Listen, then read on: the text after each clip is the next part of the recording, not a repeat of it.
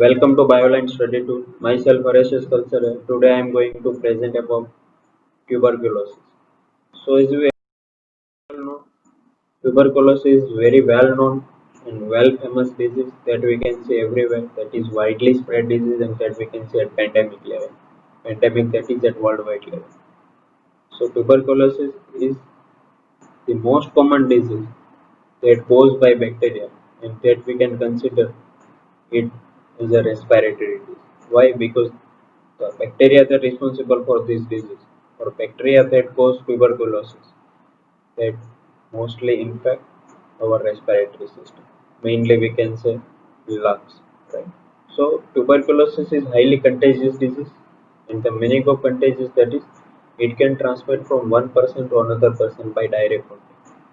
If we are sneezing, if we are talking, if we are shouting, even by we can say by exhalation, we can say bacteria can transmit from patient to normal person. Right? So here in this session, I will focus on epidemiology, we can say pathology. Likewise, I will focus on diagnosis, prevention, and treatment. So this is a study video, and I will majority focus like study points. I will not discuss at practical level, but I can say something that is helpful to students. Like here I am starting the most we can say famous disease that is tuberculosis. Everyone know about tuberculosis. Shortly we call it as TB, right? और हिंदी में उसको हम क्षय बोलते हैं. So responsible bacteria or the name of responsible bacterium is Mycobacterium tuberculosis. That is Mycobacterium tuberculosis. That is gram positive, acid fast bacillus. उसको हम बोलते हैं उसका जीनस का नेम है माइकोबैक्टीरियम और उसका स्पीसीज का नेम है ट्यूबरकुलोसिस. तो जब भी हम माइकोबैक्टीरियम ट्यूबरकुलोसिस की बात करते हैं तो हम एक साइंटिस्ट का नाम याद करते हैं और उसका नाम है रॉबर्ट कोच. रॉबर्ट कोच ने ये बैक्टीरिया का स्टडी किया था और उसका आइसोलेशन किया था फर्स्ट. राइट, तो हम उसको ये भी बोलते हैं कि that was isolated and was first studied by Robert Koch. Acid fast bacillus क्यों बोलते हैं? क्योंकि उसका शेप है बेसिलस और उसकी एसिड फास्ट प्रॉपर्टी. क्योंकि जब भी हम उसका स्टेनिंग करते हैं तो उसके लिए हम एसिड फास्ट स्टेनिंग यूज करते हैं. उसको विजुअलाइज करने के लिए we can see under microscope oil immersion. So by using acid fast staining we can differentiate two bacteria, acid fast as well as non-acid fast. Right? So we can say this bacteria possess high amount of mycolic acid in their cell wall. So we have to use acid alcohol and we have to follow steps of acid fast staining to stain this bacteria. And we can differentiate acid fast and non-acid fast bacteria. So this is how we can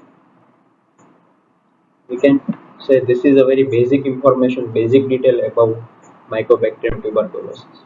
Now I will go for epidemiology. Right? So how can we study its epidemiology? So first of all we know actual what is its habitat, how it spread from one person to another, and then I will go for pathology. Pathology of tuberculosis is very much interesting, very easy, and even you can learn by focusing only once. So epidemiology in which I can say these responsible positive agents, Mycobacterium tuberculosis transmitted by respiratory. So normally by inhalation and by exhalation. So if TB patient or tuberculosis patient exhale air from its body and these air that contain tuberculosis bacteria that transmit to another normal individual, normal person. So if normal person inhale this air and he or she can get this bacteria in his body. Right? So even by simple talking, by sneezing, by coughing, by contact, uh, we can say droplets, by saliva, by wound, these bacteria can transfer from this infected patient to normal person, so normal individuals. So this is a very basic epidemiology that is help to you to write one paragraph. Now I will focus on pathology. So whenever we study pathology, we have to know what is its infection cycle, what are the stage of infections, right? So I can say interaction between human host and mycobacterium tuberculosis, कि मैं बोलता हूँ कि हम 5 लोग हैं तो पांचों लोगों के अंदर ट्यूबरकुलोसिस का एंट्री होता है, बट हम ऐसा नहीं बोल सकते कि हर एक पेशेंट के अंदर, हर एक पर्सन के अंदर ट्यूबरकुलोसिस ये एक सरखा होगा, या हम ऐसा नहीं बोल सकते कि एक ही लेवल पे होगा, किसी को होगा किसी को नहीं होगा, और किसी को ज्यादा लेवल पे होगा, तो हम उसको बोल सकते pathogenicity, that is ability to cause disease. So that determined by virulence of strain, Mycobacterium tuberculosis की कौन सी स्ट्रेन है, और होस्ट का रेजिस्टेंस कैसा है, होस्ट के इम्यून सिस्टम कैसे है। अगर होस्ट का इम्यून सिस्टम पावर है, राइट, अगर होस्ट के इम्यून सिस्टम डेफिशिएंट नहीं है तो उसको ट्यूबरकुलोसिस नहीं होगा, राइट। या तो हम बोल सकते हैं कि body can fight, immune system can fight with pathogenic bacteria and body can remove this pathogen from body, right? Tuberculosis infection can be classified as a primary infection or post-primary infection. Primary infection can be treated easily nowadays, because nowadays we can say super diagnostic system, rapid kit test, right? We have some genetic diagnostic test. Likewise, we have some medications, chemotherapy available, right, to treat this bacteria. We have some DOTS, our governments provided DOTS therapy, right, in government health center. So that is help to treat these patients. But post-primary infection leads to some more chronic conditions in individuals or patients. So we are starting from primary infection. So what we have to study in primary infection and what we have to study in post-primary infection, that we will discuss in next slide. Now you can see pathology, in which I am discussing first of all what is primary infection. Primary infection के अंदर simple क्या होता है, primary infection को हम initial infection भी बोल सकते हैं। उसके अंदर क्या होता है सिंपली कि इनिशियल इन्फेक्शन में जब भी सामने वाला जो नॉर्मल पेशेंट है, नॉर्मल पर्सन है, हम पेशेंट नहीं बोल सकते, नॉर्मल पर्सन है, नॉर्मल इंडिविजुअल है, उसके अंदर बाय इनहेलेशन ये जो ड्रॉपलेट्स कंटेनिंग माइकोबैक्टीरियम ट्यूबरकुलोसिस है, ड्रॉपलेट्स कंटेनिंग पैथोजन है, वो उसके बॉडी के अंदर जाएंगे। तो इनहेल बैक्टीरिया जो भी है that settle in lungs and then grow. तो होस्ट का जो हम बोल सकते हैं रिस्पॉन्स सिस्टम है, इम्यून सिस्टम है, राइट, वो क्या करेगा, resulting in delay type hypersensitivity reaction and resulting formation of aggregates of activated macrophage.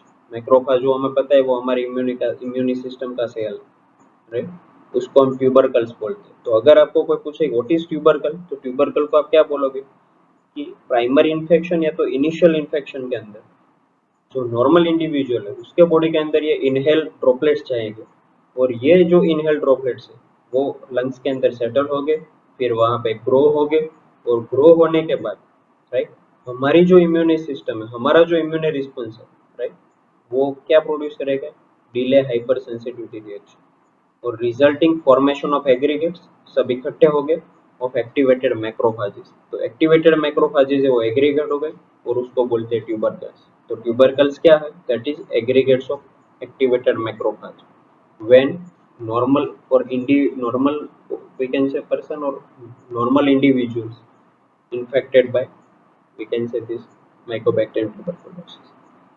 अब ये बात हुई प्राइमरी इन्फेक्शन। अब इसके अंदर क्या है कि ट्यूबरकल फॉर्मेशन हुआ, then bacteria often survive and grow within macrophages. तो ये जो मैक्रोफाजेस इकट्ठे हुए, एग्रीगेशन हुआ, उसके अंदर ये बैक्टीरिया अभी भी जीवित है, राइट। अब क्या होगा कि जो इंडिविजुअल्स के अंदर लो रेजिस्टेंस है, जिसका इम्यून सिस्टम पुअर है, राइट, उसके अंदर क्या होगा कि बैक्टीरिया को कंट्रोल नहीं कर पाएगा, बैक्टीरिया को किल नहीं कर पाएगा, और बैक्टीरिया क्या करेगा, acute pulmonary infection, pulmonary word related to lungs, acute lung infection होगा, या तो हम बोल सकते हैं एक्यूट पल्मोनरी इन्फेक्शन होगा। और एक्यूट पल्मोनरी इन्फेक्शन होने के बाद आप ये बोल सकते हैं कि वो लीड क्या करेगा, एक्सटेंसिव डिस्ट्रक्शन ऑफ लंग, क्योंकि लंग टिश्यू को इन्फेक्ट करता है, then acute leads to chronic condition and then resulting क्या होगा, स्प्रेड होगा और पेशेंट की डेथ हो जाएगी, राइट। सो हम ये बोल सकते हैं कि यहाँ पे आपने देखा है कि you can see there are 6 different steps in front of you. By inhalation our body fighting with this bacteria produce delay type hypersensitivity reaction, then formation of tubercles, that is aggregation of activated macrophages. Still bacteria survive within activated macrophages in tubercle. Then it leads to acute pulmonary infection, then lead to destruction of lung tissue and then spread and death. So this is about, we can say, primary infection or initial infection. Now we are moving for some another conditions. उसमें हम क्या discuss करेंगे, right, कि आपने ये discuss कर लिया secondary जो पल्मोनरी इन्फेक्शन, राइट, उसके अंदर क्या होता है। तो डायग्नोसिस शुरू करते हैं उसके पहले मैं आपको थोड़ा सेकेंडरी पल्मोनरी इन्फेक्शन में बता कि एक्यूट पल्मोनरी इन्फेक्शन उसमें लंग टिश्यू डैमेज होगी, लंग टिश्यू इन्फेक्ट होगी, बट सेकेंडरी पल्मोनरी इन्फेक्शन में क्या होगा, it lead to acute to chronic infection that result in destruction of lung tissue, right, lung tissue का डिस्ट्रक्शन होगा and then बाद क्या होगा, then followed by healing and partial healing होगा and calcification at the infection. तो जब भी हम पेशेंट का एक्सरे निकालते हैं तो एक्सरे के अंदर हमें पता चलता है कि जो व्हाइट कलर के पैचेस हमें दिखाई देते हैं दैट इज, हम बोल सकते हैं, calcification at the infection. So we can detect this calcified site in x-ray diagnosis, right. So chronic post-primary tuberculosis often results in gradual spread of tubercle lesions in the lungs. So एक बार ये acute disease chronic में convert हुआ, at that time वो lungs के दूसरी part से, lungs की जो दूसरी tissues है उसमें भी ये spread होता है और पूरा lungs damage होता है। तो जब भी ये कंडीशन आ जाती है तब हम बोल सकते हैं कि जो पेशेंट का स्पूटम आता है वो स्पूटम में से भी बैक्टीरिया पाए जाते हैं और बैक्टीरिया स्प्रेड हो सकते हैं। सो नॉर्मली जब भी हमें ट्यूबरकल बेसिलाई का या तो हम बोल सकते हैं माइकोबैक्टीरियम ट्यूबरकुलोसिस का डिटेक्शन करना है बाय माइक्रोस्कोपिक ऑब्जर्वेशन, तो हम ये बोल सकते हैं कि उसके अंदर हमें सैंपल क्या चाहिए, तो हम नॉर्मली स्पूटम कलेक्ट करते हैं, राइट, और स्पूटम के अंदर ये बैक्टीरिया मिल जाते हैं। सो that is the, we can say, basic information or that is the exact information in secondary pulmonary infection, right. So this is about pathology. Now I am focusing on diagnosis. So diagnosis के लिए दो तीन different methods है जो हमें study करनी है। उसमें पहला मोस्ट कॉमन है डायग्नोस्टिक टेस्ट, ट्यूबरक्यूलिन टेस्ट। ये बहुत ही इंपॉर्टेंट टेस्ट है, right. It can be used to measure hypersensitive reaction. मैंने पहले आपको बोला कि जब भी वो बैक्टीरिया आपके बॉडी के अंदर आते हैं तो आपकी बॉडी के अंदर हाइपर सेंसिटिव रिएक्शन होता है। तो ये हाइपर सेंसिटिव रिएक्शन हम मेजर कर सकते हैं बाय यूजिंग ट्यूबरक्यूलिन टेस्ट। सो उसमें ट्यूबरक्यूलिन का इंजेक्शन आपको दिया जाता है और वो ट्यूबरक्यूलिन का इंजेक्शन क्या है, तो वो ट्यूबरक्यूलिन का injection protein fraction that extracted from Mycobacterium tuberculosis. जो बैक्टीरिया है, बैक्टीरिया के अंदर ये प्रोटीन का जो फ्रैक्शन है वो निकाला गया और उसका इंजेक्शन प्रिपेयर किया, वो आपको इंट्राडर्मल दिया जाता है, राइट। और आपको intradermal that is below your dermal line आपको दिया जाता है और फिर वो लोग मार्क कर देते हैं जहाँ पर भी दिया है वहाँ पर। फिर आपको एक 1 to 3 डेज, 1 से 3 दिन के अंदर आपको वहाँ पे आना है और आपको जो साइट पे इंजेक्शन दिया था वो इंजेक्शन साइट पे वो लोग इन्फ्लेमेशन चेक करेंगे। दो चीजें चेक करेंगे, उसमें क्या चेक करेंगे, एक तो करेंगे इंड्यूरेशन, क्या बोलते हैं उसको, induration, INDURATION, induration that is hardening. जो हाइपरसेंसिटिव रिएक्शन हो उसमें इन्फ्लेमेशन हुआ है तो वो कितना हार्ड है। और दूसरा oedema that is EDEMA, oedema that is swelling. तो हार्डनिंग और swelling, induration and oedema, right, वो चेक कर। अगर ये हार्ड भी हो गया और स्वेल भी हो गया, राइट, तो हम बोल सकते हैं कि जो पर्सन है उसका ट्यूबरक्यूलिन पॉजिटिव, राइट। और हम ये नहीं बोल सकते कि अगर ट्यूबरकुलिन पॉजिटिव है दैट मीन्स कि उसको एक्टिव डिजीज है। हम ये भी बोल सकते हैं कि ये जो, अगर मेरे फॉर एग्जांपल आपने मेरा ट्यूबरकुलिन टेस्ट करवाया और ट्यूबरकुलिन टेस्ट के अंदर स्वेलिंग भी आया और हार्डनिंग भी आया, तो हम ये बोल सकते हैं कि पॉजिटिव ट्यूबरकुलिन टेस्ट, बट हम ये नहीं बोल सकते कि हाँ मेरे अंदर टीबी का एक्टिव डिजीज है। हम ये भी बोल सकते हैं कि मेरी बॉडी के अंदर पहले ये बैक्टीरिया का एक्सपोज हुआ था, देन अभी ये जो हार्डनिंग और स्वेलिंग आ रहा है वो क्यों हो रहा है, तो that is due to cell mediated immunity, right. तो आप ट्यूबरकुलिन के बेस पे, ट्यूबरकुलिन के रिजल्ट के बेस पे आप ये नहीं कह सकते कि भाई test is positive, tuberculin test is positive but tuberculin tuberculosis active है हम ऐसा नहीं बोल सकते। टू पॉसिबिलिटीज है, शायद डिजीज एक्टिव है या तो शायद इनएक्टिव, ठीक है। तो ये भी पॉसिबिलिटी है, ठीक है। सो आगे हमें कौन से डायग्नोसिस करना है, तो वो हम चेक कर सकते हैं कैसे करना है। तो आप देखिए आगे आगे की स्लाइड में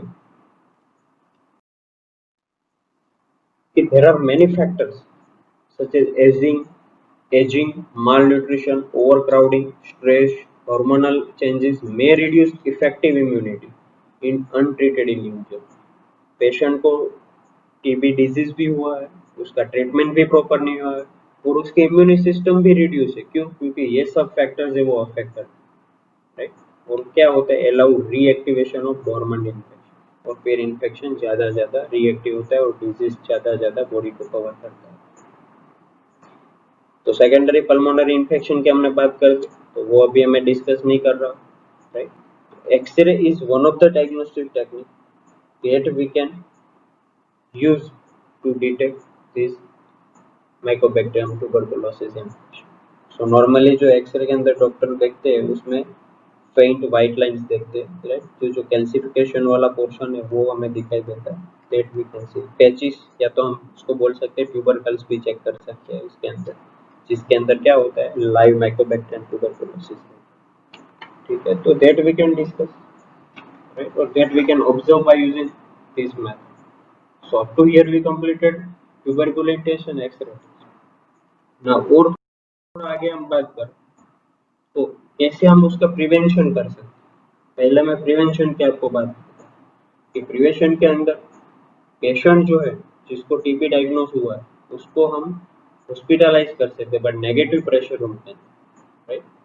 देन दूसरा must be provided with personally fitted face mask with HEPA filter. यहाँ पे मैंने हिप लगा है but that is actually HEPA filter, HEPA, right. So HEPA filter भी हम यूज कर सकते हैं, तो यहाँ पे आपको लगना है HEPA filter, right. Okay, fine. So you erase this portion, right? This is HEPA filter. HEPA, that is high efficiency particulate air filter, जो ये बैक्टीरिया को पास नहीं होने देता। तो रूम के अंदर अगर उसने मास्क पहना हुआ है तो जैसे हम कोरोना में अभी मास्क का यूज कर रहे हैं ऐसे हम टीबी के पेशेंट्स के अंदर भी यूज कर सकते हैं। एंड नेक्स्ट क्वेश्चन है chemotherapy by using chemical medication like streptomycin, isoniazid, rifampin. ये सब जो केमिकल्स है वो हम डॉक्टर के प्रिस्क्रिप्शन के बेस पे हम यूज करते हैं। So this is a very short about we can say this we can say this prevention of this tuberculosis. Now थोड़ा और मैं आगे बात करूँ तो केमोथेरेपी के अंदर मैंने आपको जैसे बोला कि हम स्ट्रेप्टोमाइसिन यूज कर सकते हैं या तो हम बोल सकते हैं कि आइसोनाइजिन, आइसोनियाजिन, उसको शॉर्ट में INH भी बोलते हैं, INH हम बोल सकते हैं, कैपिटल में लिखते हैं INH, दैट इज INH। आइसोनियाजिन भी बोलते हैं, आइसोनियाजिन नहीं बोले तो आइसोनिकोटिनिक एसिड हाइड्रेजाइड, ये जो पूरा नेम है INH, उसको क्या बोलते हैं आइसोनिकोटोनिक आइसोनिकोटिनिक एसिड हाइड्रेजाइड, राइट। आइसोनिकोटिनिक एसिड हाइड्रेजाइड INH, और सिंपली हम बोलते हैं उसको आइसोनियाजिन, यहाँ पे लिखा है आप देख सकते हो आइसोनियाजिन, ठीक है। तो by by inhibition, right, inhibition of this bacteria, या तो हम बोल सकते हैं कि ये जो बैक्टीरिया के अंदर जो माइकोलिक एसिड का सिंथेसिस होता है उसकी सेल वॉल, राइट, उसका जो कंपोजिशन है उसको, तो हम माइकोलिक एसिड का सिंथेसिस से इनहिबिट कर सकते हैं। तो वो अगर इनहिबिट करेंगे तो उसका सेलुलर इंटीग्रिटी लॉस होगा और बैक्टीरिया का डेथ हो जाएगा। So we can use isoniazid, rifampin, we can use DOTS treatment. DOTS treatment क्या है, that is direct observatory treatment, right.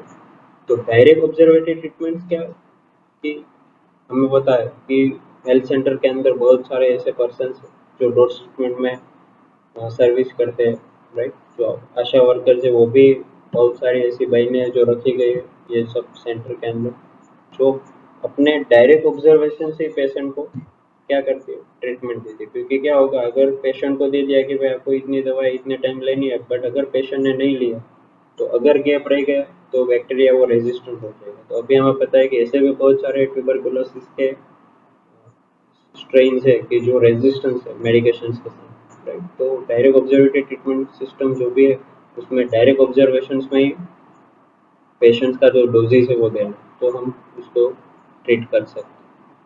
अब बीसीजी का वैक्सीन भी अवेलेबल है, बेसिलस कालमेटक्यूरिन। कालमेटक्यूरिन जो नेम ऑफ साइंटिस्ट है उसने ये बेसिलस का जो भी ट्रीटमेंट है बीसीजी ट्यूबरकुलोसिस वो हम बोल सकते हैं अभी अवेलेबल है। तो that is help to prevent tuberculosis infection. United States है, सम अदर कंट्रीज है, उसके अंदर ट्यूबरकुलोसिस का प्रिवेलेंस लो है। सो उसमें क्यों? क्योंकि बीसीजी का जो इम्यूनाइजेशन दिया गया जाता है वो थोड़ा डिस्करेज। हमारे यहाँ पे बीसीजी पोलियो ये सब का थोड़ा इंकरेज हुआ है, थोड़ी अवेयरनेस ज़्यादा हो रही है। तो यहाँ पे स्टिल हमारे यहाँ पे बहुत सारे केसेस आ रहे हैं, but still we can control and nowadays we are aware about this immunization और vaccination. So live BCG vaccine आप यूज करें तो वो क्या इंड्यूस करेगी, delay hypersensitivity response, right, and can lead to we can say we can say this infection, और we can say हम उसको ये भी बोल सकते हैं कि all individual who receive it develop positive tuberculin test, neutralizing the value of tuberculin test as a diagnostic, right? तो सिंपल हम बोल सकते हैं कि डायग्नोस्टिक और एपिडेमियोलॉजिकल इंडिकेटर है for the spread of Mycobacterium tuberculosis infection, right. तो simple यहाँ पे मैंने आपको थोड़ा शॉर्ट में समझाया कि कैसे माइकोबैक्टीरियम ट्यूबरकुलोसिस है वो स्प्रेड होता है, डिजीज करता है, how it spread from one person to another person. एक बार बॉडी के अंदर आ गया फिर उसका कैसे हम बोल सकते हैं कि इन्फेक्शन होता है, प्राइमरी इन्फेक्शन, देन उसका पोस्ट प्राइमरी इन्फेक्शन कैसा होता है, सेकेंडरी इन्फेक्शन में क्या होता है, कैसे लंग टिश्यू डैमेज होती है, what is tubercle formation, right? What type of diagnostic techniques we can use, right? What type of prevention we can use to prevent spread from one patient to another normal individual. And I discuss a very basic about some treatment, right? Some name of antibiotic about this tuberculosis bacteria. So I hope you enjoy this video. This is my YouTube description. You can mail me on my mail ID, as well as you can find me on Instagram. Like करिए, share करिए और subscribe करिए। आपको कोई भी query है तो आप मुझे इंस्टाग्राम पे मैसेज कर सकते हैं या तो आप मुझे मेल कर सकते हैं। Thank you for watching.